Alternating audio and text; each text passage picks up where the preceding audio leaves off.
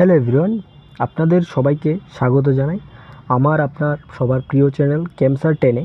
আজকে আমরা হিস্টোরির কিছু প্রিভিয়াস ইয়ার কোয়েশ্চেন সলভ করব।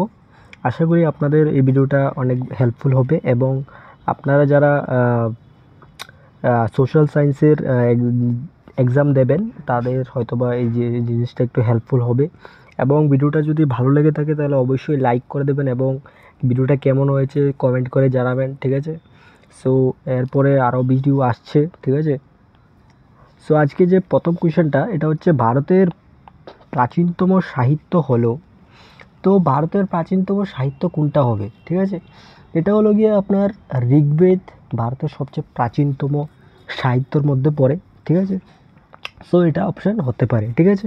এখন চারটি বেদের মধ্যে যে আমাদের প্রধান চারটি বেদ আছে, এর মধ্যে কিন্তু ঋগ্বেদই সবচেয়ে প্রাচীন এবং উপনিষদ উপনিষদ হলো গিয়ে হলো পরবর্তী বৈদিক সংস্কৃতি গ্রহগুলির একটি সংগ্রহ, ঠিক আছে? সো এটা তো হবে না। এবং আপনার মৎস্য পুরাণ হলো প্রাচীন গ্রন্থ যা দেবতা এবং মহাবিশ্ব সম্পর্কে পৌরাণিক কাহিনী এবং শিক্ষা ধারণ করে, ঠিক আছে? সো এটাও হবে না। সো আমাদের সঠিক উত্তর অ্যাকচুয়ালি ঋগ্বেদ হয়ে যাবে, ঠিক আছে? পরবর্তী কোশ্চেনে চলে যাচ্ছি। ভারতীয় প্রত্নতত্ত্বের জনক হলেন। সো ভারতীয় প্রত্নতত্ত্বের জনক কে, ঠিক আছে? সো এটা আলেকজান্ডার ক্যানিংহাম। তাই উনি হচ্ছেন গিয়ে ভারতের ওনাকে অ্যাকচুয়ালি ভারতের প্রত্নতত্ত্বের জনক বলা হয়। তিনি অ্যাকচুয়ালি একজন ব্রিটিশ সেনা প্রকৌশলী ছিলেন। তিনি অ্যাকচুয়ালি 1861 সালে ভারতের প্রত্নতত্ত্বের প্রতিষ্ঠা করেন এবং এবং তিনি কি করেছিলেন, ইনার পরে যে আলেকজান্ডার ক্যানিংহাম, ইনি ছাড়া এই যে রাখাল দাস বন্দ্যোপাধ্যায় আছে, ইনি অ্যাকচুয়ালি প্রত্নতত্ত্ববিদ, কিন্তু প্রাচীন শহর মহেঞ্জোদারো আবিষ্কার করেছিলেন, ঠিক আছে? সো এই জিনিসটাও আপনার জানা থাকতে হবে। এবং দয়ারাম সাহিনী, ইনি অ্যাকচুয়ালি হরপ্পা সিন্ধু উপত্যকার স্থান খনন করেছিলেন। সো এটাও একটা ইম্পর্ট্যান্ট একটা ইনফরমেশন। সো আপনাদের এখানে কারেক্ট অপশান কিন্তু অপশান সি হয়ে যাবে, ঠিক আছে? নেক্সট পরবর্তী কোয়েশ্চনে চলে যাচ্ছি। কাশ্মীরের ইতিহাসে একটি নির্ভরযোগ্য বিবরণ হলো।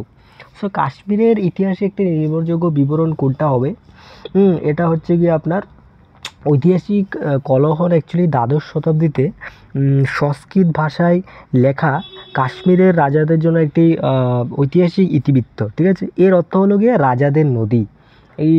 এই যে রাজত রঙ্গিনী, এর কথা হচ্ছে গিয়ে বাংলা অর্থ হচ্ছে গিয়ে রাজাদের নদী, ঠিক আছে? সো এটা অ্যাকচুয়ালি সঠিক উত্তর হয়ে যাবে, ঠিক আছে? এখন এই যে হরি সেনের এলাহাবাদ প্রশস্তি, এটা কিন্তু আপনার একটা গুপ্ত সম্রাট সমুদ্রগুপ্তের সভাকবি হরি সেনের একটা শিলালিপি, ঠিক আছে? সো এটা তো অপশান হবে না। এবং বার্নভট্ট এর হর্ষচরিত, এটা হচ্ছে কি অ্যাকচুয়ালি ভারতীয় সম্রাট হর্ষবর্ধনের জীবনী, ঠিক আছে? সো এটাও আপনার অপশান হবে না, ঠিক আছে? তো সঠিক উত্তর আপনাদের অপশান এ হবে। নেক্সট চলে গেলাম, মহাবীরের পিতার নাম কী ছিল? সো মহাবীরের পিতার নাম ছিল অ্যাকচুয়ালি সিদ্ধার্থ, ঠিক আছে? আর এখানে সম্বোধন ছিলেন অ্যাকচুয়ালি গৌতম বুদ্ধের পিতার নাম। এবং বর্ধমান হচ্ছে গিয়ে অ্যাকচুয়ালি আপনার মহাবীরের অ্যাকচুয়ালি নিজের জন্ম নাম, ঠিক আছে? সো এটাও একটা ইন্টারেস্টিং কোয়েশ্চেন, এখান থেকে কোয়েশ্চেন আসতে পারে, ঠিক আছে? সো এই জিনিসটা আপনার জানা থাকতে হবে। এবং এখানে ইন্টারেস্টিং একটা কোয়েশ্চেন, গৌতম বুদ্ধ দিব্যজ্ঞান লাভ করেছিলেন কোন গাছের নিচে? সো এটা একটা ইম্পর্ট্যান্ট কোয়েশ্চেন, এটা অনেকে অনেক জায়গায় পড়েছেন, ঠিক আছে? সো গৌতম বুদ্ধ অ্যাকচুয়ালি বিহারের বোধগয়ায় একটি অশ্বত্থ গাছের নিচে তিনি দিব্যজ্ঞান লাভ করেছিলেন, ঠিক আছে? সো এটা কিন্তু আপনার এটা সঠিক উত্তর হয়ে যাবে অশ্বত্থ গাছ। এবং অশ্বত্থ গাছ আপনারা হয়তোবা আগে কোনো একটা গল্পে হয়তোবা এই অশ্বত্থ গাছের কোনো গল্পও শুনেছেন, ঠিক আছে? সো এই এক গাছকে অ্যাকচুয়ালি বোধি গাছ নামেও অভিজ্ঞা করা হয়, ঠিক আছে? মানে বোধি গাছ নামেও পরিচিত এই গাছটি। নেক্সট পরবর্তী কোয়েশ্চেনে বলা হয়েছে খ্রিস্টপূর্ব ষষ্ঠ শতাব্দীতে উত্তর ভারত বিভক্ত ছিল। তো এখানে বলা হয়েছে যে 12টি মহাজনপদ, 16টি মহাজনপদ, 18টি মহাজনপদ। এখানে অ্যাকচুয়ালি মহাজনপদ বলতে ওই সময় actually state one kind of স্টেটের মতনই বলা যেতে পারে। উত্তর ভারত এই যে ভারতের যে ম্যাপটা, এটার মধ্যে উত্তর ভারত হচ্ছে কি এই সীমা, এই অংশটা উত্তর ভারতের মধ্যে পড়ে। তো এই যে ভারতের এই যে অংশটা, এটার মধ্যে অ্যাকচুয়ালি 16টি মহাজনপদে বিভক্ত ছিল। যেমন যদি আপনাকে আমি এক্সাম্পল হিসেবে বলি, যেমন কাশী, অঙ্গ, মগধ, ঠিক আছে, বজ্জী, পাঞ্চাল, মৎস্য, গান্ধার, ঠিক আছে। গান্ধার যেমন শুকনির যে রাজা ছিলেন, গান্ধারের রাজা ছিলেন।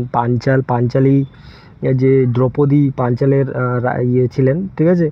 সো এটা এইগুলি হয়তো বা আপনারা মহাভারতও শুনেছেন। সো অ্যাকচুয়ালি ওই যে এটা এখান থেকেই নেওয়া হয়েছে। সো এখন নেক্সট পরবর্তী কোয়েশ্চেনে আমরা চলে গেলাম।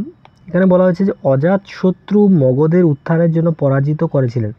সো অজাতশত্রু অ্যাকচুয়ালি কী করেছিলেন, উনি মগধের উত্থানের জন্য বজ্জী মহাজনপদের একটি জোটকে পরাজিত করেছিলেন। আর ওই জোটের মধ্যে অ্যাকচুয়ালি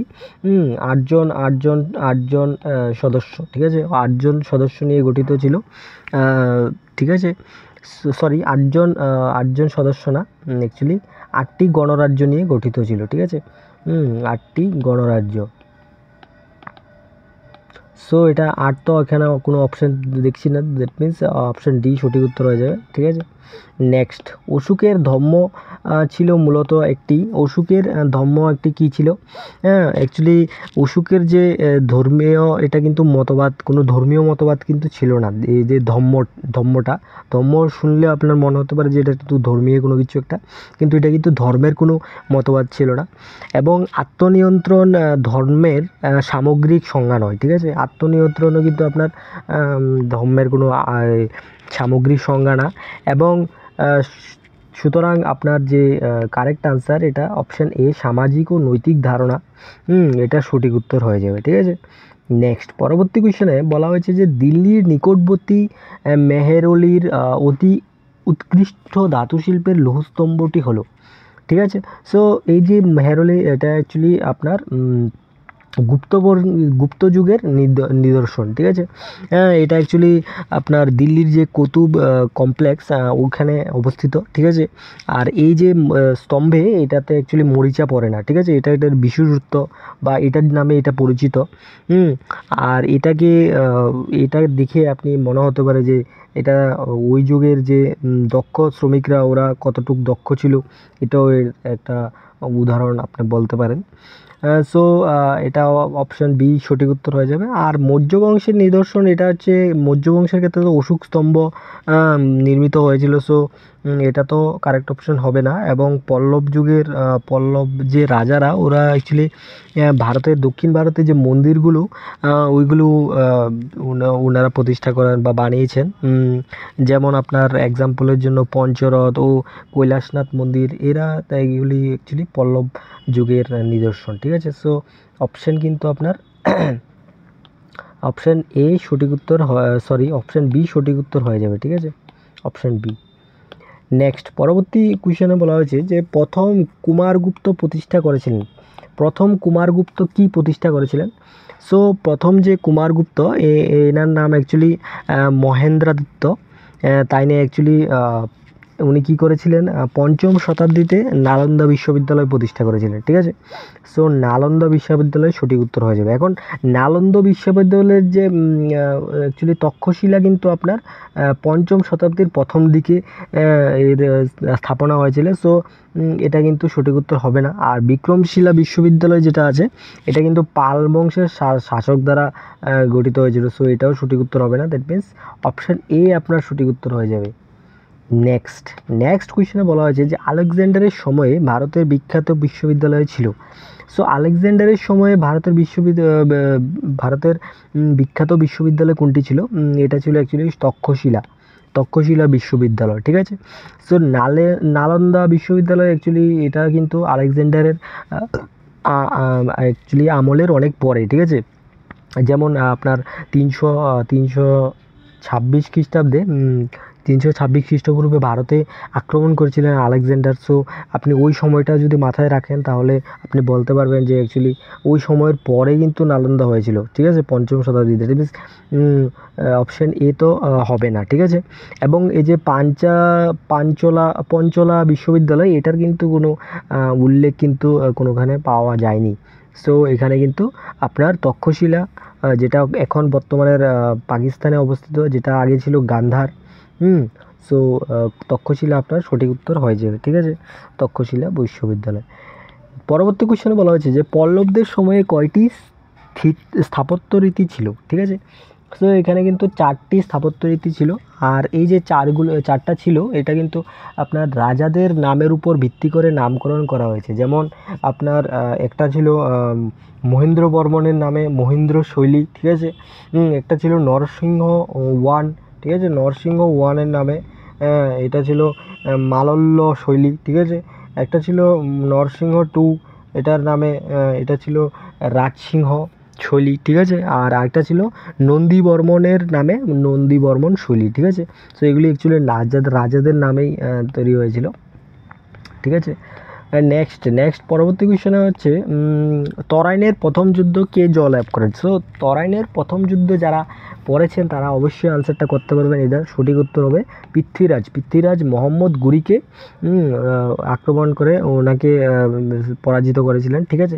কিন্তু পরবর্তী সময়ে, যেমন ধরেন না 1 বছর পরেই, এর 1 বছর পরেই 1192 খ্রিস্টাব্দে, মানে এর 1 বছর পরেই মোহাম্মদ গুরি কিন্তু পৃথ্বীরাজকে পরাজিত করেছিলেন। সো আপনার যদি 1192 কে পরাজিত করেছিল, তখন মোহাম্মদ গুরি হবে। আর যেহেতু প্রথমের কথা বলা হয়েছে, সো এটা পৃথ্বীরাজ চৌহান হবে, ঠিক আছে। ওটা ওই ক্ষেত্রে কোয়েশ্চেনটা হবে যে তরাইনের দ্বিতীয় যুদ্ধ কে জয়লাভ করেছে। সো ওই ক্ষেত্রে মোহাম্মদ গুরি আনসার হয়ে যাবে। নেক্সট পরবর্তী কোয়েশ্চনে মোহাম্মদ গুরি তার ভারতের অধিকৃত ভূখণ্ড অর্পণ করেছিলেন। সো উনি কাকে অর্পণ করেছিলেন? উনি অ্যাকচুয়ালি 1206 খ্রিস্টাব্দে 1206 খ্রিস্টাব্দে উনি কী করেছিলেন? মোহাম্মদ গুরি মারা গিয়েছিলেন, ঠিক আছে। তো উনি মারা যাওয়ার পর কুতুবুদ্দিন আইবককে উনি কী করেছিলেন? ভারত অঞ্চলের শাসনভার দিয়েছিলেন, ঠিক আছে। আর ইলতুৎমিশ তো কুতুবুদ্দিন আইবকের জামাতা, সো উনি পরে আসবেন। এবং বলবন যে ছিলেন, ইনি অ্যাকচুয়ালি ইলতুৎমিশের 40 জন তুর্কি দাসের মধ্যে একজন ছিলেন। সো উনি তো আনসার হবে না। সো অপশন এ সঠিক উত্তর হয়ে যাবে। নেক্সট পরবর্তী কোয়েশ্চেন হচ্ছে ইকতা প্রথা প্রবর্তন করেছিলেন কে? ইকতা প্রথা। সো ইকতা প্রথা কিন্তু আপনার ইলতুৎমিশ কিন্তু ইকতা প্রথার প্রবর্তন করেছিলেন, ঠিক আছে। সো ইকতা অ্যাকচুয়ালি কি? ইকতা বলতে এখানে ইকতা বলতে অ্যাকচুয়ালি ভূমিকে বোঝায়, ঠিক আছে। সো ওই সময় কী হতো, সামান্য কিছু অর্থের বা বেতনের পরিবর্তে অভিজাতদের থেকে কিছু পরিমাণ ভূমি দিত, ঠিক আছে। সো এটা অ্যাকচুয়ালি ইলতুৎমিশে চালু করেছিলেন। আর বলবন্ত কিন্তু এটাকে কঠোরভাবে প্রয়োগ করেছিলেন পরবর্তীকালে। এবং ঠিক আছে। সো এটা আপনার অপশান বি কিন্তু সঠিক উত্তর হয়ে যাবে, ঠিক আছে। নেক্সট পরবর্তী কোয়েশ্চনে বলা হয়েছে যে ভারতের প্রথম মহিলা শাসক রাজিয়া সুলতানা ছিলেন। সো রাজিয়া সুলতানা কোন বংশের ছিলেন? এখানে কিন্তু খিলজি বংশ কিন্তু দাস বংশের পরে আসে। সো এটা সঠিক উত্তর হবে না, লোধি বংশই হবে না, এবং দাস বংশ সঠিক উত্তর হয়ে যাবে। কেন? কারণ দাস বংশ বা বাল্লুক রাজবংশের তৃতীয় শাসক ইলতুৎমিশ যে ছিলেন, ইলতুৎমিশের মেয়ের নাম কিন্তু রাজিয়া, বা মেয়ে ছিলেন কিন্তু রাজিয়া সুলতানা, ঠিক আছে। সো সঠিক উত্তর দাস বংশ হবে। নেক্সট 87 নাম্বার কোয়েশ্চেনে এখানে বলা হয়েছে যে পার্শ্বিক শিষ্টাচার পাউবস এবং সিজদা প্রবর্তন করেছেন কে? সো এটা অ্যাকচুয়ালি সিজদার মাধ্যমে কি করা হতো ওই সময়ে? এটা অ্যাকচুয়ালি বলতে পারেন যে এক ধরনের ঘৃণা একটা জিনিস, যে এটা অ্যাকচুয়ালি যে সুলতানের যে প্রভুত্ব এটা বা সুলতানের যে ক্ষমতা, এটা দেখানোর জন্য বলবন্ত গিয়াসুদ্দিন উনি চালু করেছিলেন, ঠিক আছে। সো গিয়াসুদ্দিন বলবন চালু করেছিলেন। সো এখানে কি হতো, ওই সময়ে সিজদার মাধ্যমে রাজার সামনে নত হয়ে প্রণাম করা হতো, ঠিক আছে। এবং পাইবস বলতে এটার অর্থ হচ্ছে গিয়ে অ্যাকচুয়ালি পা চুম্বন করা, ঠিক আছে। তো ওখানে রাজার পাকে চুম্বন করা হতো। সো এটা আপনার এটা বলতে পারেন যে এটা অনেকটা বাজে একটা ঘটনা হতো। সো এখানে সঠিক উত্তর বলবন্ত হয়ে যাবে। নেক্সট পরবর্তী হচ্ছে গিয়ে দোহা কে রচনা করেছিলেন? সো দোহা কিন্তু কবির রচনা করেছিলেন। যারা পড়েছেন এই জিনিসটা ইজিলি আনসার করতে পারবেন, ঠিক আছে। নেক্সট হচ্ছে সুফি সম্প্রদায় বিকশিত হয়েছিল। সুফি সম্প্রদায় কিন্তু ইসলামে বিকশিত হয়েছিল। হিন্দু ধর্মে এর কোনো ইয়ে নেই, এবং শিখ ধর্ম এর কোনো উল্লেখ পাওয়া যায়নি এতটা। নেক্সট পরবর্তী কোয়েশ্চেন, কে বিখ্যাত আলাই দরওয়াজা তৈরি করেন? ঠিক আছে, আলাই দরওয়াজা এটা কিন্তু আলাউদ্দিন খিলজি তৈরি করেছিলেন, ঠিক আছে। সো আলাউদ্দিন খিলজি কিন্তু সঠিক উত্তর হয়ে যাবে, ঠিক আছে। সো আপনার আজকের জন্য এইটুকুই। আশা করি আপনাদের ভালো লেগেছে ভিডিওটা যদি ভালো লেগে থাকে তাহলে অবশ্যই লাইক করে দেবেন, ঠিক আছে। সো ধন্যবাদ, আজকের জন্য এইটুকুই।